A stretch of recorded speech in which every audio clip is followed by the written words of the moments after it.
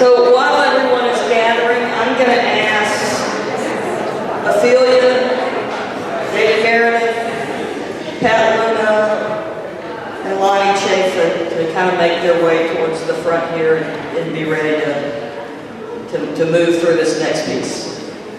So we're going to spend some time between now and a 10:45 breakout, kind of providing an overview of General Conference.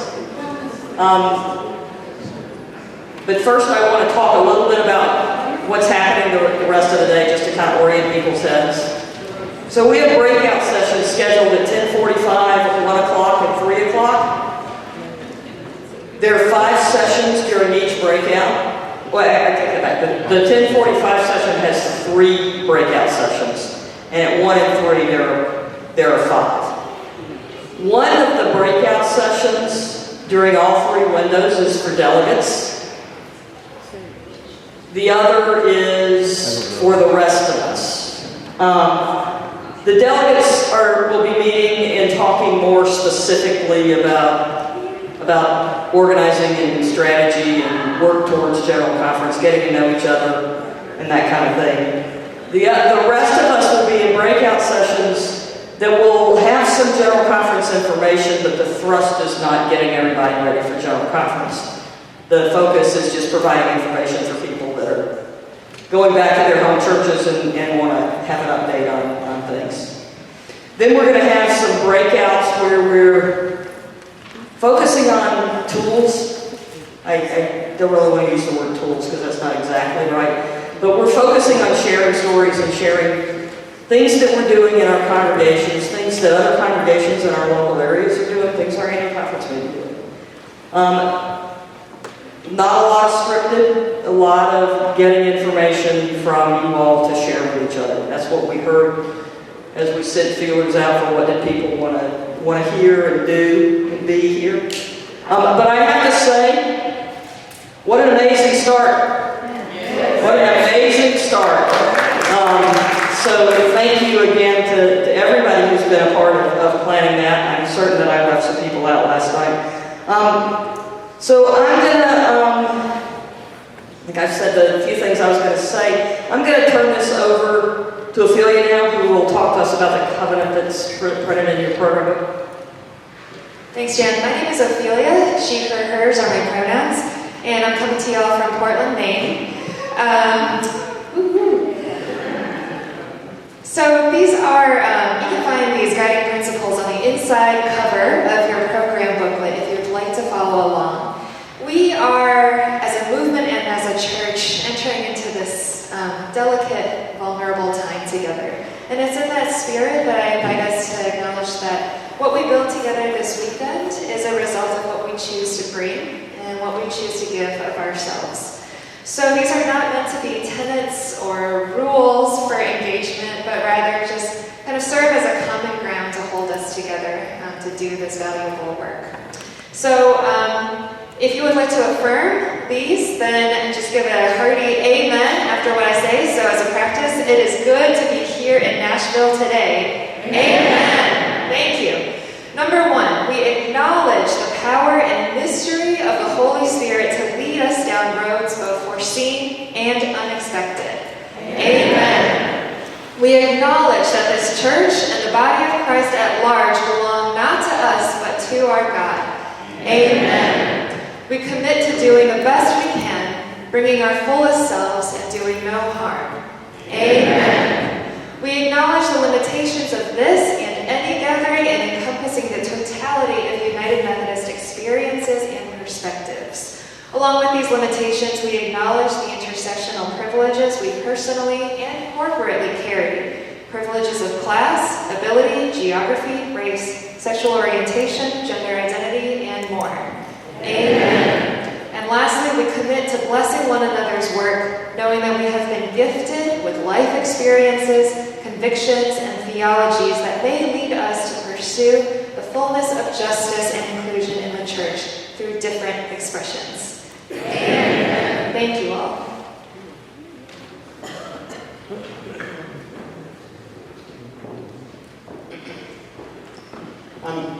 I'm David Meredith. I'm from Cincinnati, Ohio. I serve at Clifton United Methodist Church. One of my favorite things to do in the Lenten season is to participate in a Freedom Seder, an interfaith experience with Muslims, Jewish folks, Christian folks, around the Passover story and the journey to freedom, which is a journey that people have been on for generations and continues today.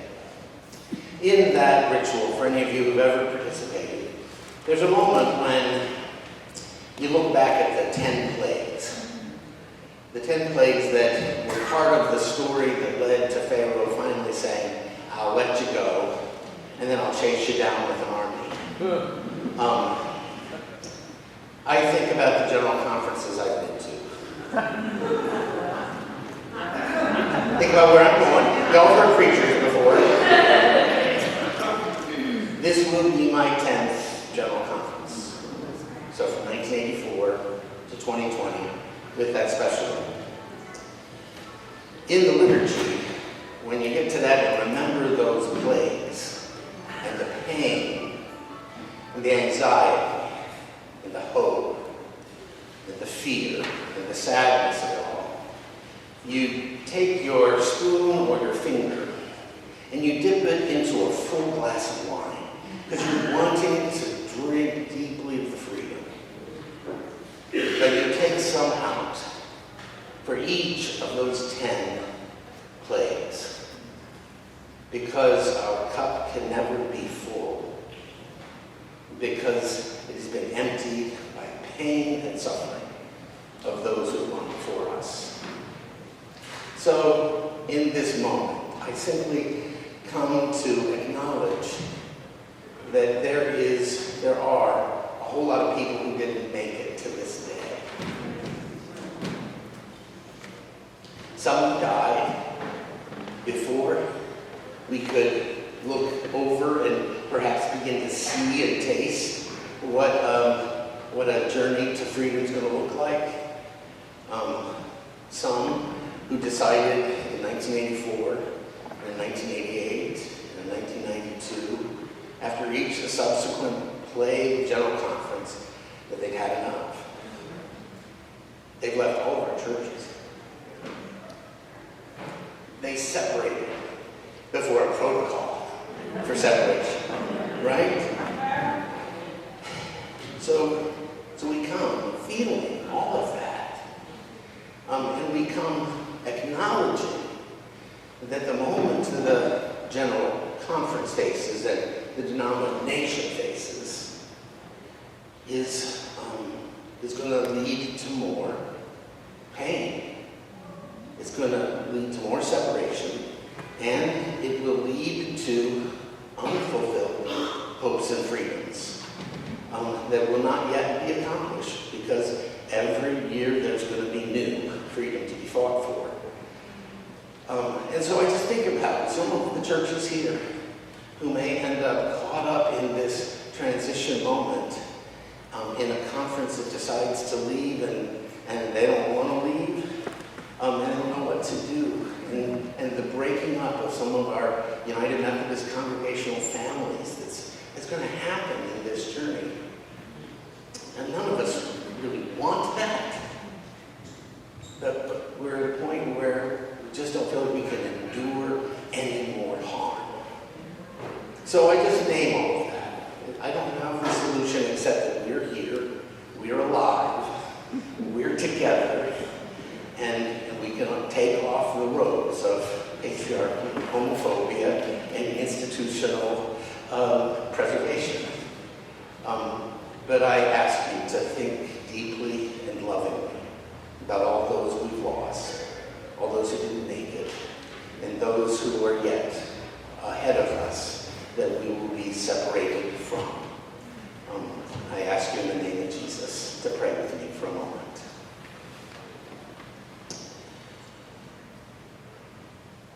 O Holy One, in the great mystery of the journey toward freedom, we just humbly bow ourselves before you. Pray that your Spirit will work among us, and that we will remember your great truth, that no human separation can separate us from your love. Hold us in your love. Help us carry it to those from whom we are now separated and those from whom we will be separated, that we may always and everywhere carry first your love to one another. And all God's people said, Amen. I'm going to transition to my next task. I gotta have coffee and I gotta have my notes.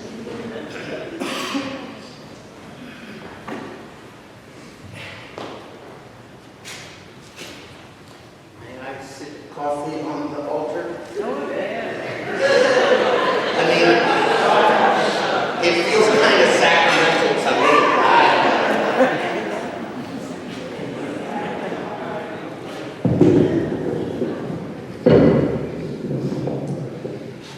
So I'm going to talk just a little bit about the General Conference overview.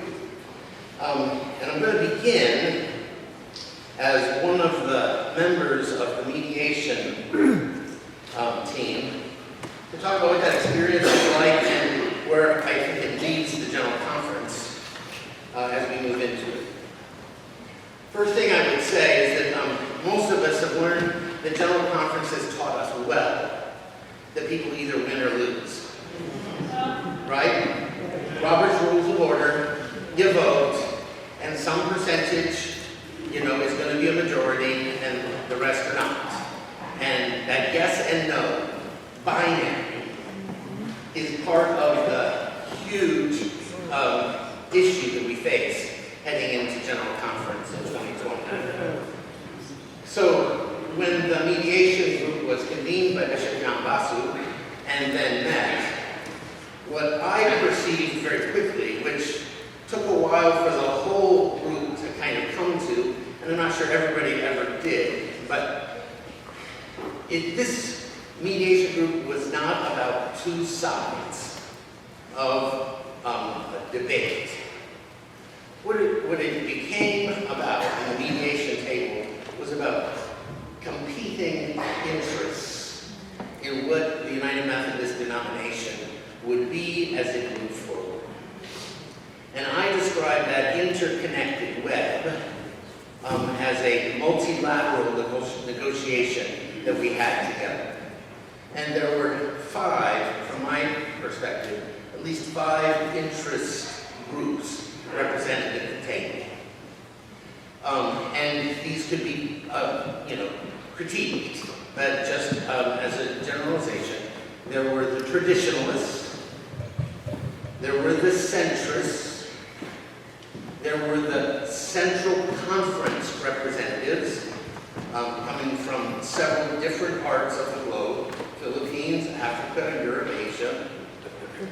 There were the progressives, and there were the institutional bishops, namely U.S. bishops, who were really trying to sort of care for their oversight role in the life of the church.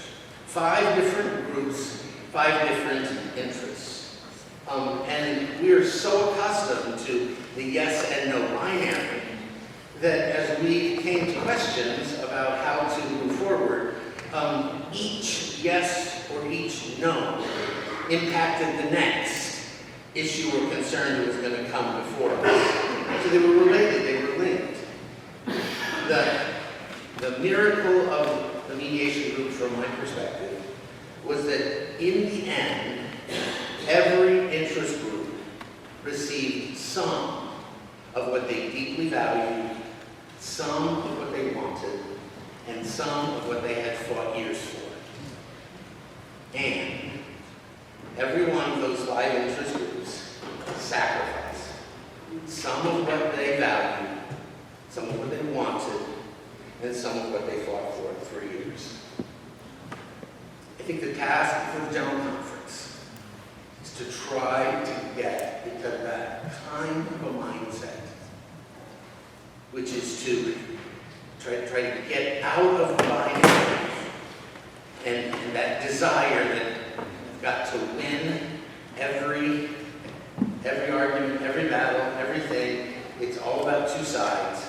And to try to understand the complexity and the nuance of seeing that everyone and all the competing interests get some of what they want, while recognizing that we, some groups will sacrifice some of what they want. One of the ways that the mediation group is talking about that is to try to help, try to think about a train. If you think about a train that's crossing over a chasm, you want all parts of the train to make it across the chasm, because the train carries a precious cargo, all that needs to go to get there. So if the protocol that we talked about is the train as a whole, General Conference is going to have to figure out how to get the whole train across. So first thing, the protocol is not, the protocol legislation is not the whole train. The whole train actually has an engine very similar to the mediation group. That we need to first listen and learn as U.S., primarily U.S. United Methodists, to the desires of our central conferences. They've put forward from the Philippines what's called the Christmas Covenant. The first engine in the train is to try to pass the Christmas Covenant of regional governance and the constitutional amendments that go to support that. Because regional governance creates mutuality and equity among the regions of the denomination, Europe, Asia, Africa, Philippines, and U.S. And in creating mutuality and equity of the regions, it also provides for adaptability of a book of discipline to each context.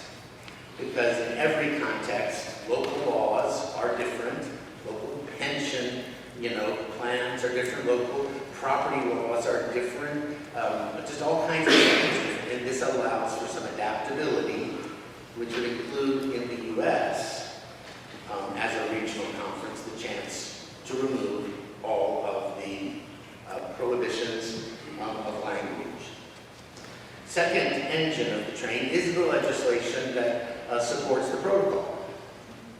So if you just take these first two things, the traditionalists want to support the protocol for separation, because the protocol for separation is going to get them to be able to take congregations and annual conferences into a new denomination.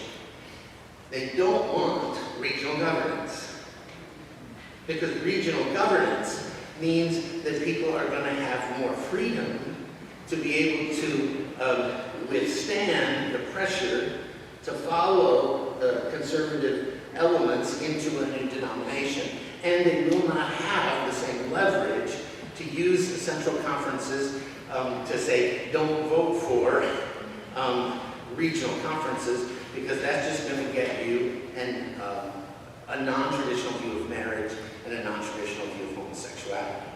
So for them to support regional governments, they're giving up something. And we're seeing that play out in media. But the second Liberia statement from yesterday reveals that conservative leaders know they have to get at least the Africa Initiative folks to understand full support of the protocol without amendment. And that's a sacrifice on their part. I'll name that for them. And they will then be able to also help with this regional governance piece. So regional governance first, pass the legislation section, which we are giving up a lot in that legislation. We're saying let the trust clause be relaxed so congregations can leave. That is a huge gift, a sacrifice we're making so that folks can, and the money that we're going to extend. also made sure that we didn't give money for those departing without tending to the historic residual effects of racism in this country and around the world, with some provisions for that, because the liberation of LGBTQ persons is linked to the liberation of persons of all colors and how they've been impacted by our racist policies over the years. Third car on the train is then to pass the global social principles. Global social principles coming out of the Word of Church of Society is removing the incompatibility language. So it's a big win for us. But that's going to be contrary to what some of the Central Conference folks have historically wanted in terms of a traditional view of marriage and a traditional judgment on homosexuality. So we're counting on them to be able to come and vote for the global social principles too, as their part of their sacrifice, that because they'll still have an adaptive book of discipline from which they will work underneath that. Fourth car is the full removal of the language, prohibitions about homosexuality that are in the book of discipline. And there is a proposal to do that through a standing committee on U.S. matters, which would then come before would allow the U.S. delegates to meet as a U.S. Standing committee and then make a recommendation of the removal of all that language. And finally, the provision of the establishment of a group to move us forward into a church for the 21st century. That's the last car, so that we can begin to think about how do we restructure our whole way of being once we move into a post-separation United Methodist Church and the new denominations that emerge. So, for the General Conference overview, those 5 cars are important for all of us to understand that it is not really a win for us unless we can help make sure all 5 cars make it, and that we can temper our own desires for more, sacrificing a bit, so that we can help others be respected, seen with dignity, and receive some of what they want. So I hope that helps you to take a look at the whole picture of what we're trying to accomplish, and most of that we're hoping will happen in the first week. No guarantees on that yet, but that's the hope is that that would be attended into the first week of General Conference.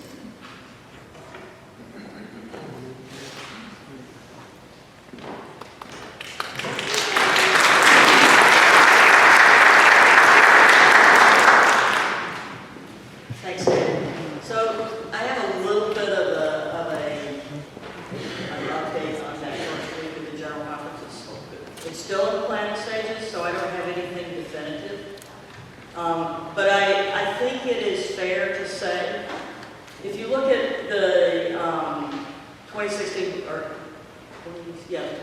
Book of Discipline, there was a paragraph in there, I think it's paragraph 101, that called for 3 days at the beginning of the General Conference to address matters related to a global book of discipline. And that's been delayed. So that kind of time frame it was already kind of planned to be reserved. So, but if you notice when the agenda came out of the ACA, there was no acknowledgement of it being used in any way other than the standard legislative committees the first week and going into plenary session the second week.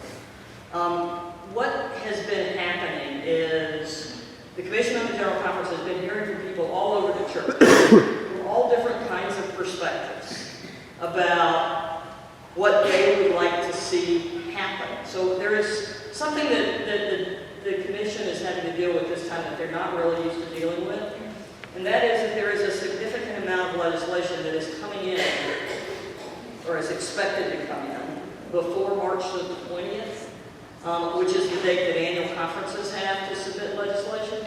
So that was a part of the Book of Discipline, and the 45 days prior to General Conference was given to, from my understanding, to facilitate several conferences whose annual conferences meet later in the year, So it facilitated them being able to get legislation in the general conference. It was never intended to be used for the purpose that we're using it for this time, but it was not prohibited of that happening. So there is the Christmas covenant is going in from annual conferences. The protocol is being submitted by annual conferences. And my understanding is there are 2 or 3 other things that are expected to come in. So the commission is having to figure out how to deal with those things. So this 3 days that's at the beginning of the general conference has come up in those conversations. And the need for conversation at the general conference, and also the need to act on the legislation related to regional governance and the legislation related to separation kind of early in the conference. So I think it's fair to say that the first week, as David was just mentioning, will be used for considering the Christmas covenant and associated legislation, and considering the protocol. That's not a done deal, but it's likely to happen. There is talk about it being, about the committee of the whole being used. I am less certain that that is what will happen. There may be people in the room who know more than I do about it, but I didn't get a 100% feeling that would happen. But I think it's likely that it will be the first week, and we might have to go through another committee of the whole, which I haven't really looked at. I've never seen yet, but it might be a useful tool this time. So that's kind of just a little bit of an update of that first week. And I know among this group there are a lot of people who typically attend the last part of General Conference because that's usually when all the voting happens. We're going to be doing voting in lots of different places. I don't envy the job of the people having to plan the agenda for this General Conference. Because if we really do that, if we consider the regional conference legislation first, and then go into the separation legislation, then we have this kind of reset, because then there's all this other stuff that was planned that may not be needed. So what do you do with that? So there's a lot of confusion and questions that have to be answered about the process.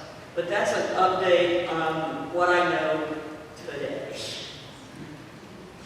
And now I want to invite Lonnie Chafin to come up. Lonnie is going to share with us just a little bit about preparations for the general conference from a legislative perspective.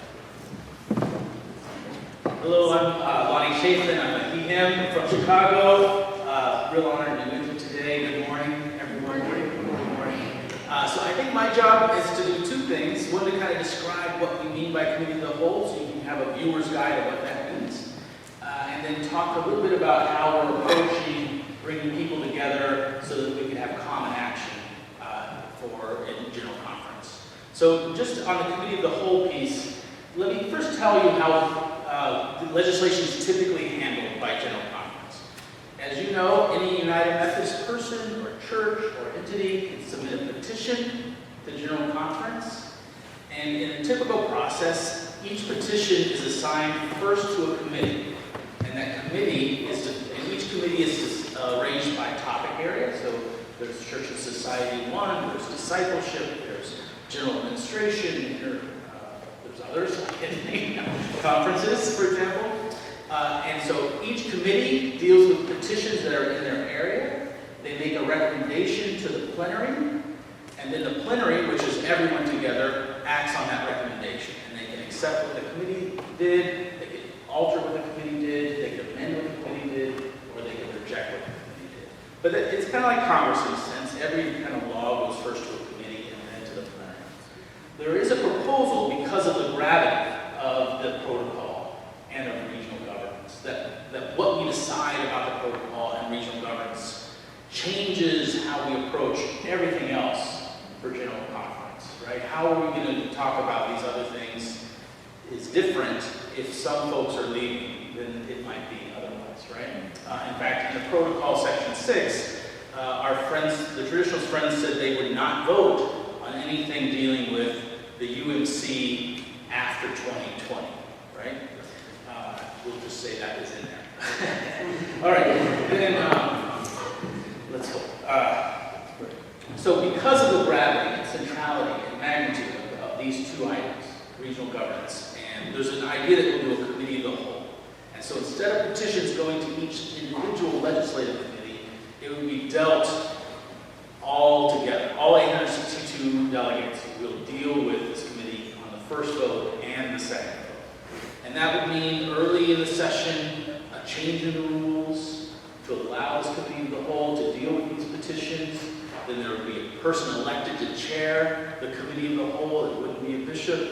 We would debate, amend or not amend, or vote up or down the protocol legislation and the regional governance legislation. And then the next day, the same 862 people will meet as a plenary and vote on the action they just voted on the day before. In the same world, they'll do the same thing. This is general conference, so we'll see if they do. So that's what we mean by committee of the whole, and it's one approach. And as Jan mentioned, there's not agreement yet that will be the process. But you'll want to watch to see how things line up around that. Secondly is to talk a little bit about how we're approaching working together with as many delegates as possible so that we have strength in action in general conference. So we have arranged conference calls of friendly delegates in 13 of the 16 legislative committees. And so these are 20 to 30 people in most cases who are assigned to a particular legislative committee who want to work together to bring inclusion and a variety, and a lot of other actions, our favored petitions forward. And they are meeting together to figure out which petitions are important to support, which petitions are important to not support, who might be good leaders to lift up within the legislative committee. And our expectation is that by the time we get to general conference, there will be consensus among the friendly delegates about how we want to approach each legislation, each piece of the legislation, and that there will be relationships such that we can adapt as situations change, and we can work as the legislative process unfolds. Are we changing strategy from voting to maybe we vote to refer instead of vote in favor, as an example? So how we might adapt the legislative strategy. So that's the goal. We've created a Slack channel for each of these committees, so there can be a chat among them as we go along. But our goal is to build cohesion and effectiveness among all as broad and as strong a group of delegates in each legislative committee as possible. The second piece of this is that we're asking all the friendly delegates, what are the legislative priorities that you think are needed? So instead of telling groups what we want them to do, we're asking people what they're willing to support. Where is the critical mass? Where can you find necessary 426 delegates to get something passed? So there's also this kind of listening function and drawing out the strategic importance from as many participants as we can, and that will be used to build a bigger strategy. So I just wanted to let you know that work is going on. If you have a delegate that doesn't feel plugged in, please talk to any of us.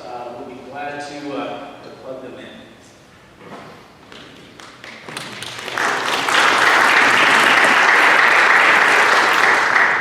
Good morning, everyone. Good morning. So I was asked to share about resistance, which is such a good thing. And my name is Pat Luna, and my pronouns are her, she, that. I am one of the leaders of Resist Harm, which so many of you have participated in. Hopefully you know about. But one thing that's important to point out is that resistance has been happening for nearly 50 years, right?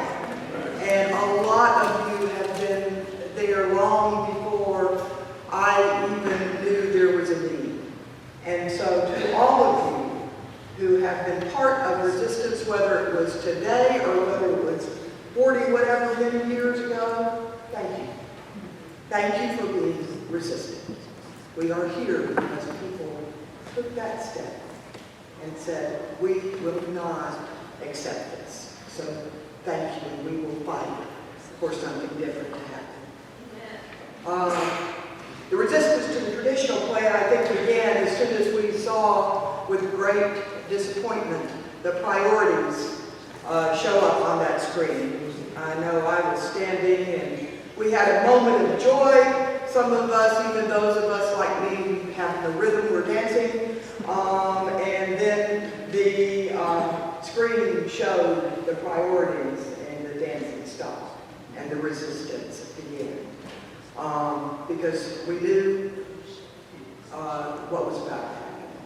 And we were going to be resistant. And no matter what happened, as my goodness, can we just lift up one more time Grace's amazing Bible study?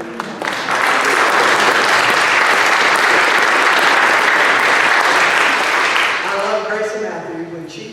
When she's like EFM, when Grace talks, I'm going to lean in and listen to everything. Because God is going to be speaking to me.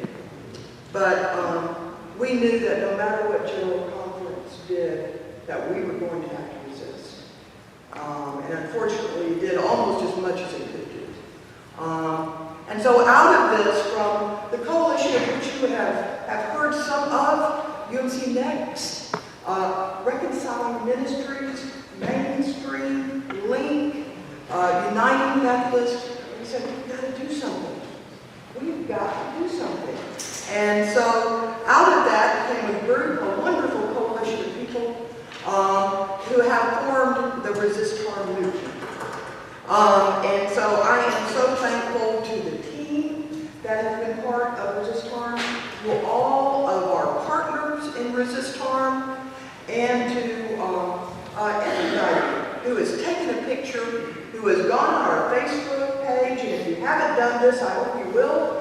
Go on the Resist Harm Facebook page. We've got a reach of almost 100,000 people just since the 1st of December, which is amazing. In fact, Facebook keeps shutting us down because they keep saying you can't be doing this organically, and we're like, you don't know my people. So we are doing it. So if you haven't liked Resist Harm, I hope you will, and follow us.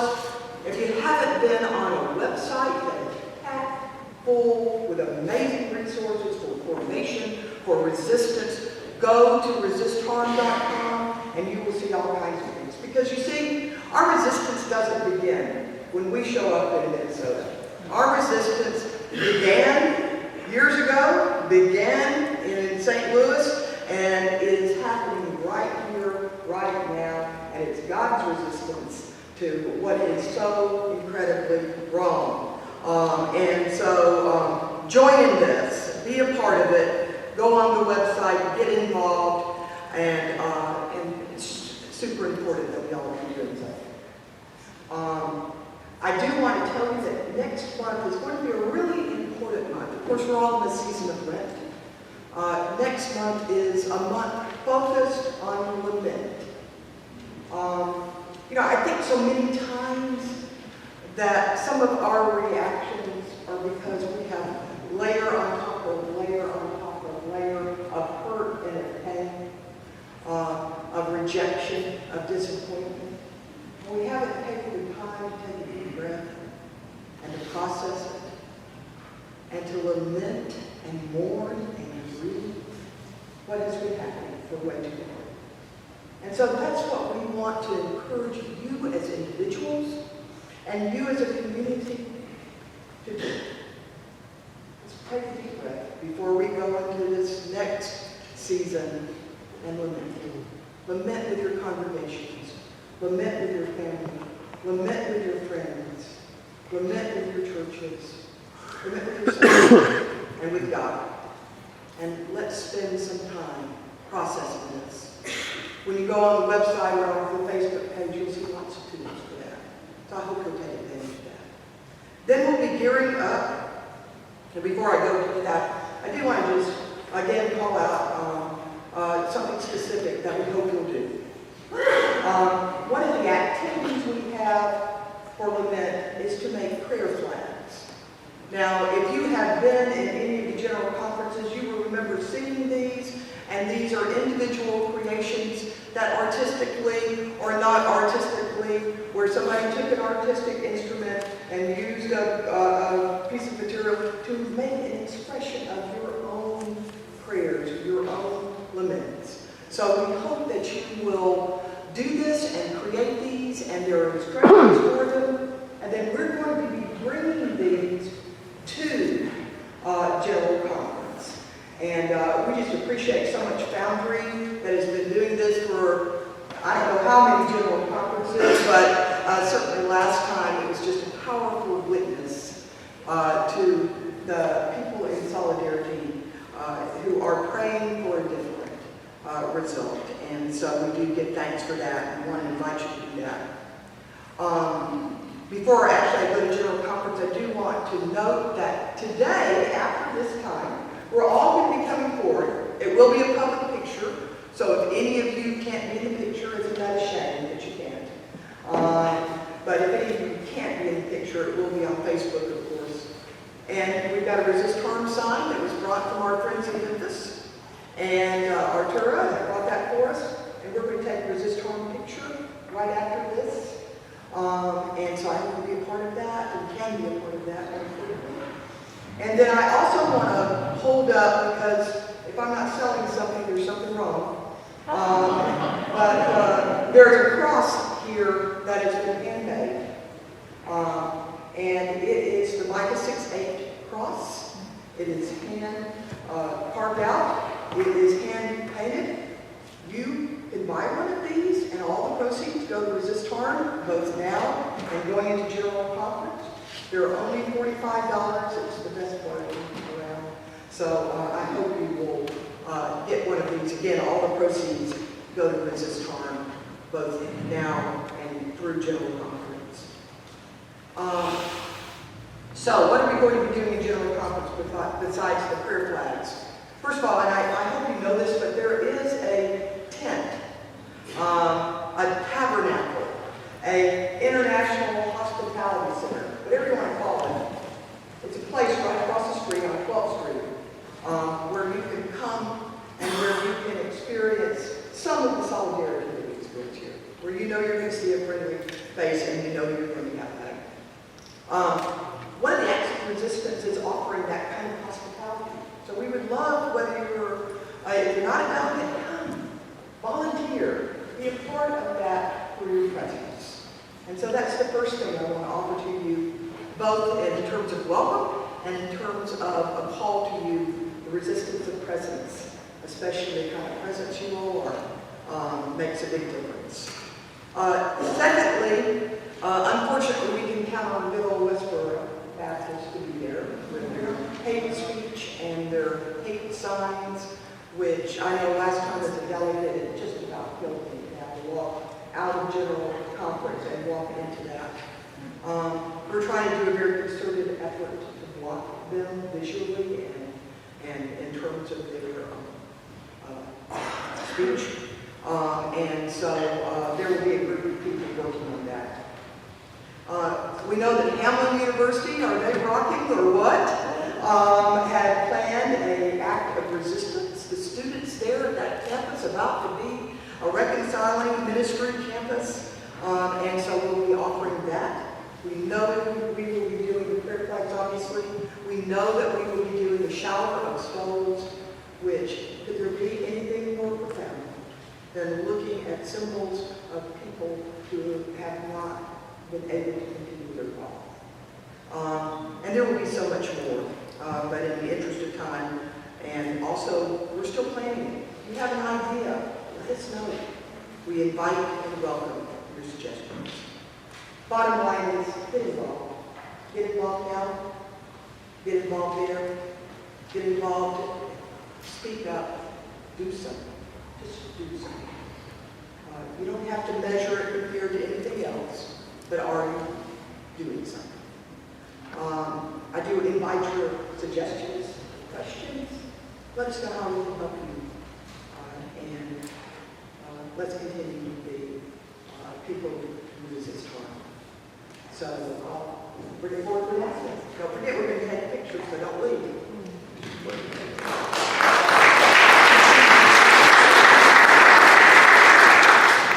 Lots of good information this morning, and we continue in that immediately after this. We have our first breakout session. You will know that there is a track for delegates. So delegates, I think that all that information has been communicated to you. The meeting space will be downstairs. The rest of us have several options.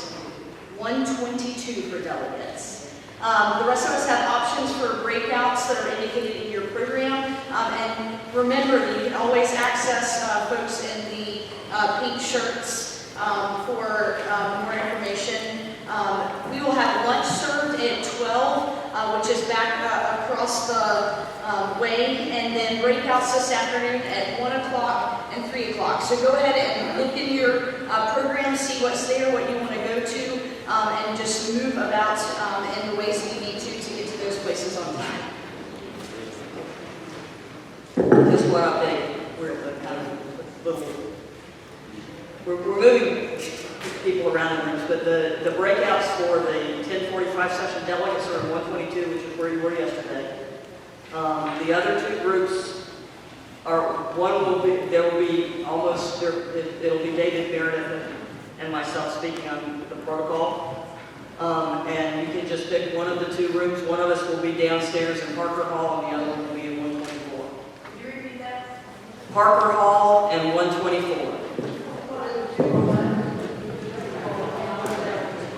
So the two breakouts are both discussions of the protocol. We have one for the delegates, one for, and then the two sessions. We thought it would be easier to talk in smaller groups.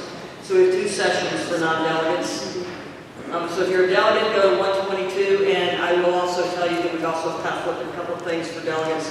The first session you'll have, your 1045 session, will actually be on the regional governance plans that are coming to general preference, and your 1 o'clock session will be on the protocol. That's just because getting people to the right places at the right times. Delegates in 122, everybody else either downstairs where we were with the reception last night, or in 124. So immediately now, if all those who are willing to come and be a part of a resist harm photo will fill in this space up here, the banner in the front. The picture will be taken from the back looking forward. So come on in, fill in, similar to what we did here.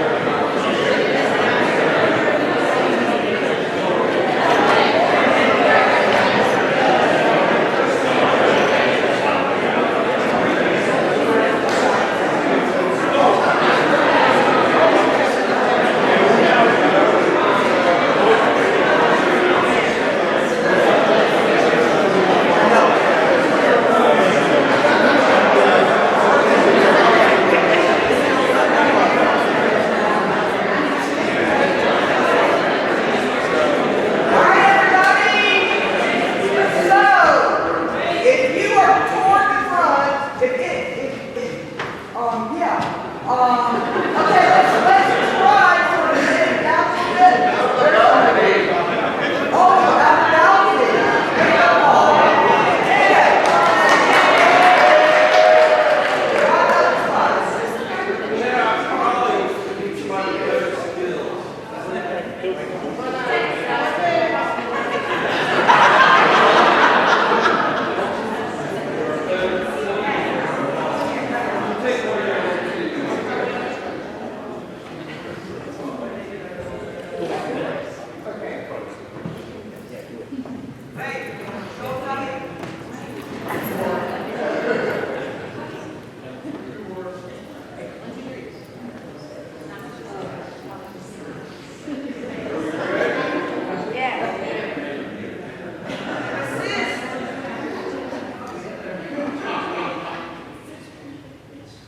I say resist, you say harm. Resist! Harm! Resist! Okay, go again, Pat. Resist! Resist! Resist! Resist!